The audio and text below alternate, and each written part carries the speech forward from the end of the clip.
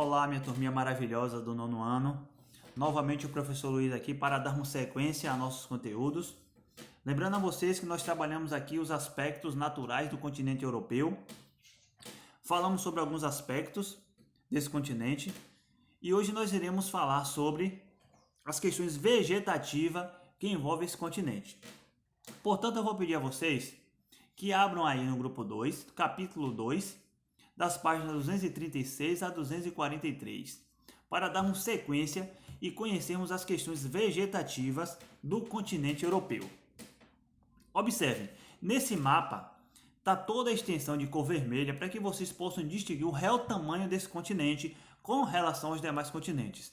Nós temos próximo, fazendo divisa com esse continente, a Ásia e a África. E vocês podem perceber também a América. Então percebe que o continente europeu ele é muito pequeno e tem alguns recortes aí de sua dimensão territorial. Dando sequência, nós iremos falar agora sobre as penínsulas. Vocês podem perceber aqui a Península da Escandinava, Península Ibérica, a Itálica e a Balcânica. Observem, a Escandinava está próxima lá a países como Noruega, Suécia, Dinamarca, Finlândia e Islândia. A Península Ibérica próxima a Portugal e Espanha. Nós temos aqui a Península Itálica, localizada próxima ao Mar Mediterrâneo. E nós temos a Península Balcânica, localizada próxima aos países que veio daquela divisão da antiga Iugoslávia. Sequenciando aqui, iremos falar agora sobre as formas de relevo desse continente. Prestem atenção para que vocês possam compreender. A Europa é um continente com relevo pouco acidentado, se comparado a outros continentes. Em termos de relevo, podemos considerar que existem três grandes conjuntos morfológicos, que são as planícies, os planaltos e as montanhas. Agora vocês irão perceber, dentro desse processo, a localização dessas planícies, dessas montanhas e desses planaltos. Prestem atenção. Grande parte do território é constituído pela planície central europeia, que se estende desde a costa ocidental da França e vai até os Montes Urais, que fazem limite da Europa com a Ásia, próximo ao território russo.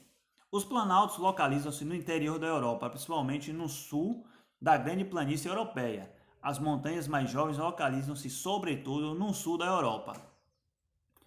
Passando mais à frente, iremos mostrar a contribuição e influência desses aspectos no relevo europeu. São fundamentais do continente para a distribuição da população, uso dos rios e variação climática.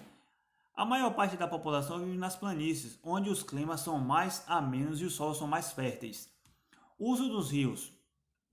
Os usos dos rios eles são importantes tanto no setor econômico, questões de mercadoria, como no aproveitamento para a produção hidrelétrica. São duas características bastante importantes do uso desses rios. Variação climática. Nos locais de baixa altitude, a tendência é que o clima seja mais ameno. Dando sequência à nossa aula, mostra aqui alguns tipos de relevo localizados dentro desse continente. Nós temos os Alpes escandinavos, Noruega e Suécia, planícies centrais, França. Nós temos as planícies centrais dos Países Bascos, os Alpes Suínos na Suíça. Então vocês podem perceber nessas imagens esses tipos e essas variações das formas de relevo. Nós temos os Montes Urais, nós temos os Apeninos na Itália, nós temos a plantação de tulipas nos Países Baixos, na Holanda. Então vocês podem perceber essa variação no relevo europeu. Vamos falar agora sobre a hidrografia europeia. É outro ponto importante para chegarmos às formações vegetais desse continente. Se comparamos os rios tropicais, não há na Europa rios muito extensos, nem de grande volume de água. Apesar disso, os cursos fluviais são muito aproveitados como vias de comunicação e fontes de produtores de energia. A Europa apresenta uma grande quantidade de rios que desaguam ora diretamente no oceano, ora em lagos, mares ou outros rios. Nós iremos falar agora sobre um dos importantes rios desse continente, o Rio Reno, que nasce na Suíça, serve de fronteira entre França e Alemanha, onde banha uma das regiões mais industrializadas de toda a Europa. Dando sequência ao nosso conteúdo, Rio Danúbio, que nasce no maciço das florestas negras da Alemanha, drena importantes rios do centro-sul europeu e deságua no Mar Negro. Além da Alemanha, banha os seguintes países: Áustria, Eslováquia, Hungria, Sérvia, Bulgária, Romênia e Ucrânia. O rio Volga, outro importante rio dentro desse contexto econômico. O maior rio europeu, cuja nascente se localiza nos planaltos Valdai, na Rússia, muitos afluentes até desaguar no Mar Cáspio. Merecem menção ainda por passarem em capitais ou cidades importantes da Europa. Outros rios aqui nós temos o Tamisa, o Elba, o Mosela, o Vistula, o Sena, são rios importantes dentro desse contexto que o professor está acabando de abordar para vocês, né? Contexto econômicos. Dando sequência aqui, temos aqui a imagem dos principais rios europeus. O rio Volga, o rio Reno, o rio Tejo, o rio Dvina, nós temos o Tamisa, o Danúbio, o rio Sena. Mais à frente, iremos falar sobre as questões climáticas. O continente europeu, situado na quase totalmente zona temperada, eu disse a vocês isso na aula anterior, hemisfério norte apresenta predominantemente um clima temperado. Os fatores responsáveis por essa determinação de seus tipos climáticos são as correntes marinhas, a proximidade do mar, a disposição das formas de relevo que influem na penetração das massas de ar e a latitude e altitude. Mais à frente, vocês podem perceber essas imagens aí sobre essas questões que eu acabei de falar aqui das correntes marinhas, etc. O mapa do clima europeu. Então nós temos aqui temperados, né, oceânicos, continental, mediterrâneo, polar, alta montanha e subtropical. Então vocês podem perceber que o subtropical tem uma pequena influência dentro desse contexto climático europeu, por a Europa estar localizada quase sua totalidade na zona temperada. E a zona temperada ela é próxima da zona polar. Vamos agora falar sobre a vegetação.